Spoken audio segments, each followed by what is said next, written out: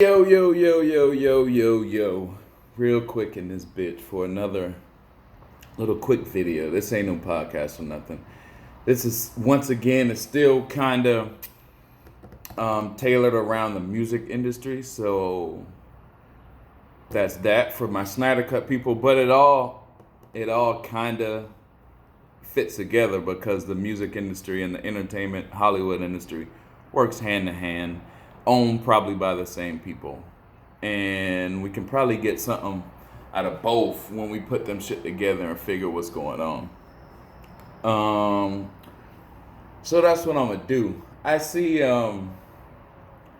I'm happy these days looking on the internet because I finally see like people are starting to get it. These content creators are getting it.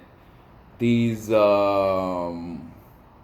people still investigating Nipsey's death in California. They getting it. People finally starting to get it. You see a lot of people out, and I know one of my homeboys, Fatal J, said one time, he was like, "Yo, people got to give you a lot more respect because you was on that shit first." But I kind of, when I take that and I like it, but when I got it, it was Professor Griff that put it down, and I started seeing Professor Griff's videos, but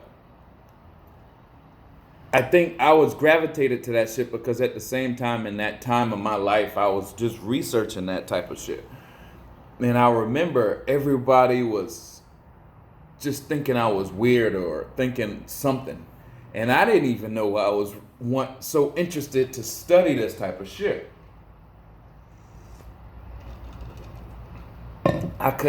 I don't know. It was just nonstop videos, nonstop just researching, nonstop bullshit. But I kind of believe there's a God because I see it now all coming true in 2020. And I think for the past I say I was on this shit since like 2000 because I remember when, what's his name? William Cooper. And when he said that shit about bin Laden, and then something happened and they blamed it on bin Laden, just like William Cooper said it was gonna happen. That was like in 2000, and then it happened in 2001. And I went to New York. I lived in New York in 2001. In fact, 9/11 is a day after my birthday, I lived in New York. Also, I fucking had a dream about 9/11 on my birthday. So, I don't know. There is something weird about me. So, I do believe there's a God that has driven me on this little path of whatever the fuck I'm doing or talking about right now. And the reason my podcast is growing and becoming what it is because I have pretty much done 20 years of research in this shit. But what I say I'm happy is because now people are starting to see it. But that's not who I'm going to talk about because the people who starting to see it, y'all watching this show anyway because y'all are going to watch this show or watch this video. The industry is starting to come down. In the music industry, you can see like a lot of bullshit being told. You see Jaguar, that girl, talking about Puffy, talking about, everybody, fucking Talib Kweli, all this shit, right? And, Professor Griff was doing it back in the day when I interviewed him. Professor Griff been on the scene for a long time. If I have 20 years of research, Professor Griff probably got 40 or 50. But everybody move on their own path. So people might go and research on this branch and I might go and research on this branch or whatever. But I think my branch of expertise is now what's coming into the world. I don't know why. I think God did it that way. But so we talk about Puffy and this, that, or other.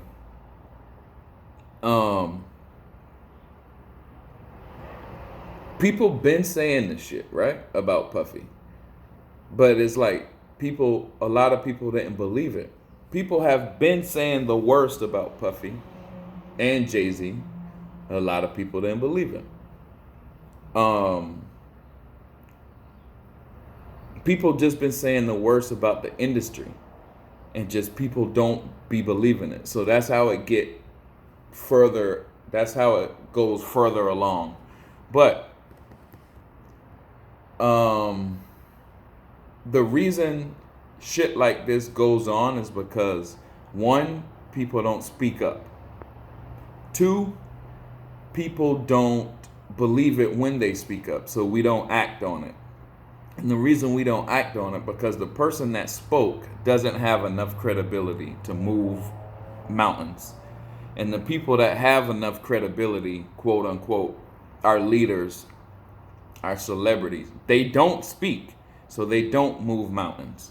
They like how the industry rapes and kills and murders people for money, and they don't mind because either they're getting money or they're fucking in it also, you know? Or sometimes these people are in it against their will, and they're just getting blackmailed, enslaved, like people coming out right now talking about Mariah Carey, Tommy Mottola. She was his slave, and now people coming out with, all of these actors and actresses are coming out with these little crazy ass stories that it's believable to some people, but a lot of people it's not believable. But it's true. It goes on, you know? And now everyone's starting to see that, and that's what I'm saying. I'm happy about how this world is moving. Well, I'm happy about the way people are waking up. I'm happy about that because we're starting to see how shit works, and we're questioning everything, and we're not believing these celebrities, and none of that shit is working, and that's what's good. So we're talking about, like, let's say we're talking about Tekashi 6ix9ine or anything like that. Tekashi 6ix9ine moved in on those gang members. This is a part of the industry. That's what I want to say. Tekashi 6ix9ine moved in on those gang members, not with no good raps. He moved in on those gang members with good videos. Basically, he moved in on those gang members with a camera. What do the feds always watch you with? Fucking cameras. It's the same shit. So now we're starting to see, oh shit, he ratted. He didn't rat. He was a fed the whole time. But that's the industry. And the big leaders in our industry know this, and they don't say it. But now they're starting to say it. Why? Because I think because people like me been speaking out, it's allowed people to understand it more and actually feel the need to say it. Because I do have a way with words, and I have to start understanding that shit when I'm putting out these little videos, because I see the ripple effect that these shit makes. I see that shit. I really do see that shit. And when we talking about this industry shit, we gotta kind of look at it like a construct has already been built, and we're just pushed in that shit, and they make money off of us. But as soon as we get out of line, then it's fuck us, we're going to jail. Fuck us, we're going to prison. Or fuck us, we're going to kill them, because they don't give a fuck about us regardless, because it's just we've been forced into line to make their money. All of our leaders have helped construct this system. They don't give a fuck about us. They're just riding us through this system to continue to help them make money. This is part 2, because I see my time running out. This is part 1. I gotta make some more space on my shit to make part 2. So while we're being pushed through this system, like all with Jaguar, the girl is talking about, a lot of people already knew about Puffy, Kim Porter, Biggie, all this shit. A lot of people already knew. Okay, yes, Biggie had an artist and was gonna make Junior Mafia probably bigger than Bad Boy, but Puffy was eating off Biggie, so he couldn't allow really that to happen.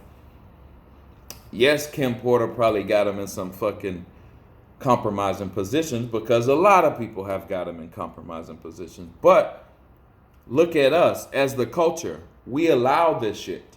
So what the fuck is the culture? We allow this shit. We all knew what the fuck be going on. But as long as Diddy had that bag to help fund our fucking operation, we were quiet about this murder and shit. We was quiet about this homo shit. We were quiet about all that fucking I'ma fuck with your contract. We all look at all the people that homeboy has dealt with. They all have fell off. Except maybe the Locks. They still out there because the Locks got supreme fucking talent. And you can't really blackball them.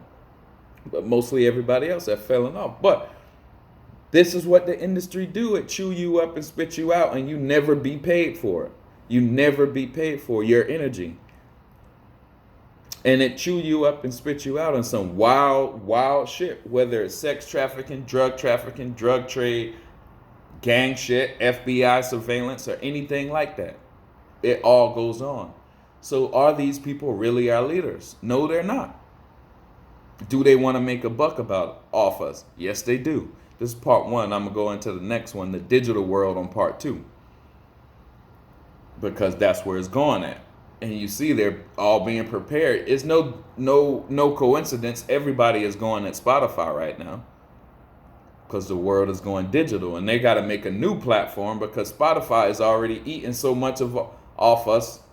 The fucking content creators are the new rappers. Spotify knew that. So by the time everyone catching up to this streaming shit, Spotify has made billions. But, all right, let's get Spotify the fuck out of the way and make Tidal some money. That's how it works. So who talks shit about Spotify? Every fucking body, whether it's Joe Buttons, Kanye West, even Tekashi 6ix9ine is talking shit about the industry. Are they all on the same team? Why is it just now they're talking about masters and everyone wants to get their masters back? It's not just now, but it's kind of getting mainstream right now because content is the next masters. That's why. Content is the next masters. We're the next rappers. So they're trying to tell you, but they're really not. They're leading you into the next industry. Because if they didn't tell you about the fucking first industry, why would you trust them to tell you about the next one? Few people did. Joe Buttons was on it. Bobby Digital was on it. The world is going digital. Even Soulja Boy was on it. But we didn't listen. Now the digital industry is here. And God been putting me on this mission for the past 20 years. So now it's time for me to say some shit. And y'all get it. Part one, you bitch.